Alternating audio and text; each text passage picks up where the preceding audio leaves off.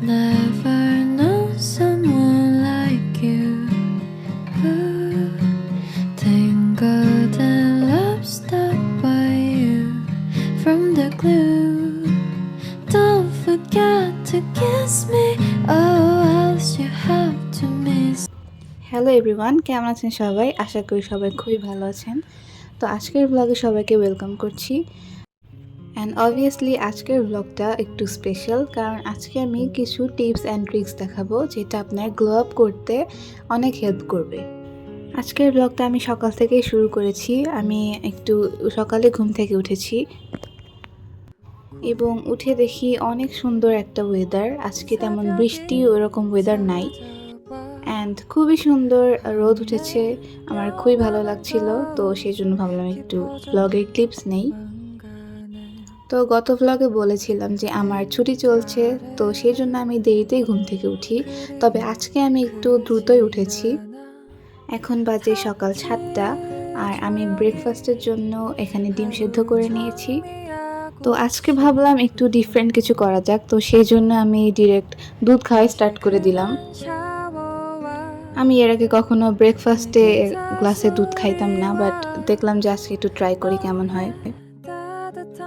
তো বাসায় দেখলাম কলাও ছিল, তো সেই জন্য ভাবলাম যে আচ্ছা ঠিক আছে, তাহলে দুধ ডিম কলা একসাথেই খাওয়া যাক। তো আমি এখানে 2টা কলা নিচ্ছি, কারণ কলাগুলা ছোট ছোট। আমি আসলে ধীরে ধীরে ট্রাই করছি আমার লাইফস্টাইলগুলো চেঞ্জ করতে, সকালে আগে ঘুম থেকে উঠতে এবং রাতে দ্রুত ঘুমাতে যেতে। কারণ পুরোটা বছর ধরে আমি জাস্ট ট্রাই করি মাসের শুরুতে যে আমি এখন আগে ঘুমাতে যাব, বাট কখনোই পসিবল হতো না। হয় 1টা 2টা এমনই হয়ে যেত। বাট এখন আস্তে আস্তে আমি আর কি ট্রাই করছি ভালো হয়ে যাওয়ার। দোয়া করবেন আপনারা আমার জন্য যাতে আমি তাড়াতাড়ি ভালো হয়ে যাই।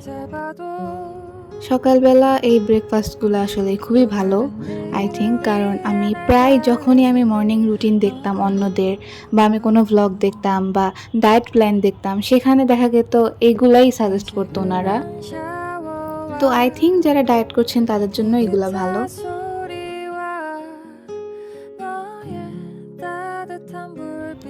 তো আমি ব্রেকফাস্ট নিয়ে চলে এসেছি ড্রয়িং রুমে। আমি খুব একটা ডাইনিং টেবিলে খাই না, আমি জাস্ট ড্রয়িং রুমে এসেই এভাবে বসে, এখানে টি টেবিল আছে, এটার উপরে রেখে টিভি দেখি আর খাই। এগুলো আমার বেশি ভালো লাগে। লাইফের প্রত্যেকটা মোমেন্ট আই থিঙ্ক নিজের মতো করে এনজয় করতে পারাটাই আসলে অনেক বড় একটা ব্যাপার। তো আপনারা আমার ব্লগটা এনজয় করতে থাকেন, আর আমি আপাতত আমার ব্রেকফাস্টটা সেরে ফেলি।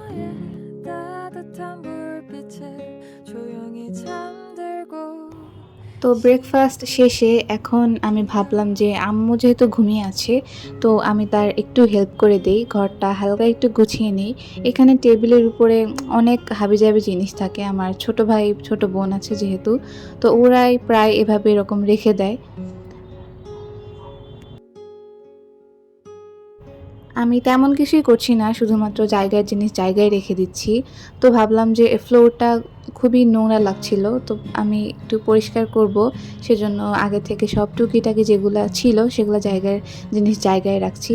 এবং সাথে দেখলাম আমি ডিম সেদ্ধ করার সময় হাঁড়ি পাতিল ময়লা করে রাখছি, তো সেগুলো একটু পরিষ্কার করে দিলাম। And look at the view guys, আজকের ওয়েদারটা খুবই সুন্দর ছিল, না গরম না বেশি ঠান্ডা। তো এখন আমি ভালো মেয়ের মতো জাস্ট একটু ক্লিন করব রুমটা। তারপর বেশ কিছুক্ষণ পর 11টার দিকে মেবি আমি ভাবলাম যে একটু ক্লাস করা যায়, তো সেজন্য আমি মঞ্জুরিন আপুর ক্লাসটা দেখা শুরু করলাম, আর নিজে নিজেই নোট করছিলাম যাতে এগুলো পরে একটু পড়তে পারি। ওই যে বললাম আমি আমার লাইফস্টাইলটাকে একটু চেঞ্জ করতে যাচ্ছি, সেই জন্য আর কি এখন আমি ভাবলাম যে ছোটোখাটো একটু সেশন নিয়ে নেই মঞ্জুরিন আপুর কাছ থেকে।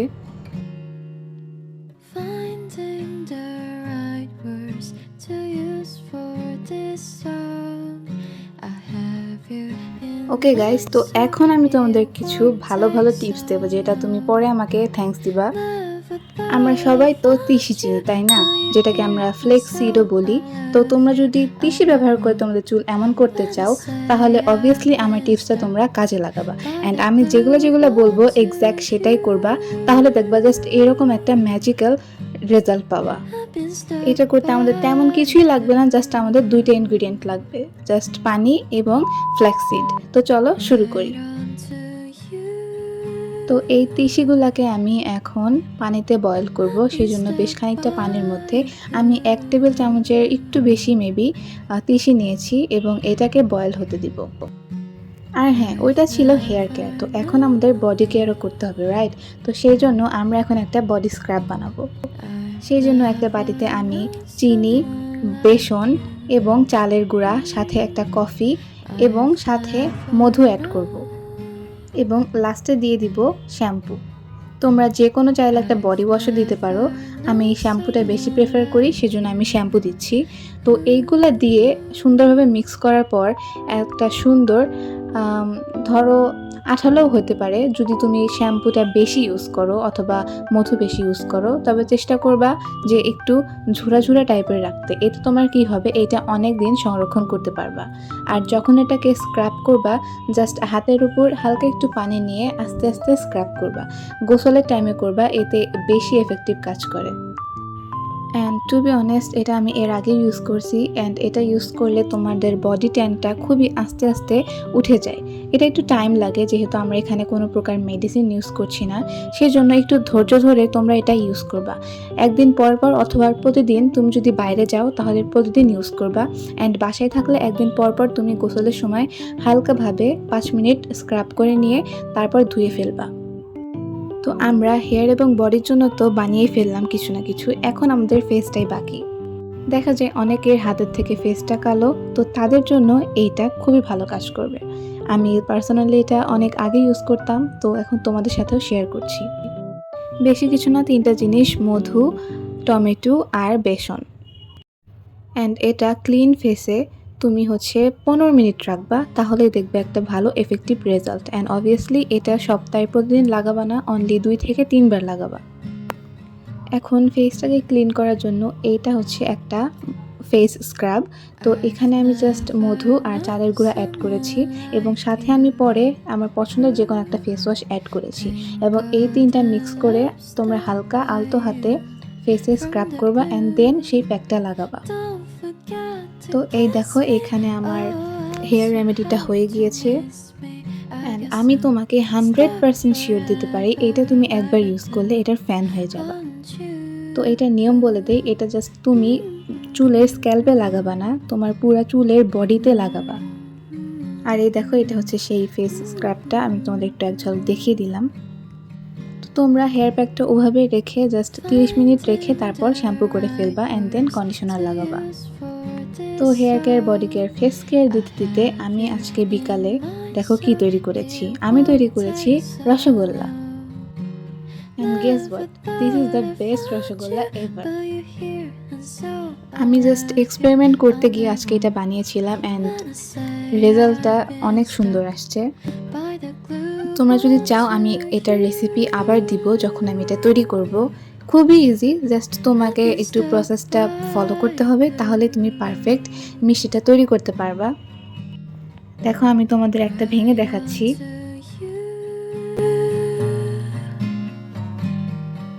Been stuck by a clue.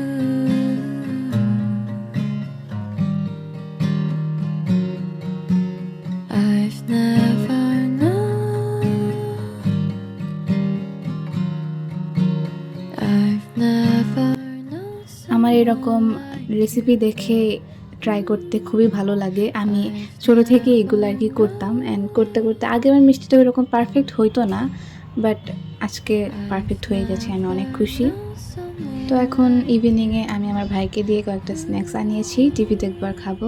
তো আশা করি আজকের ভিডিও ভালো লেগেছে। Thanks for watching. Allah Hafiz, bye bye.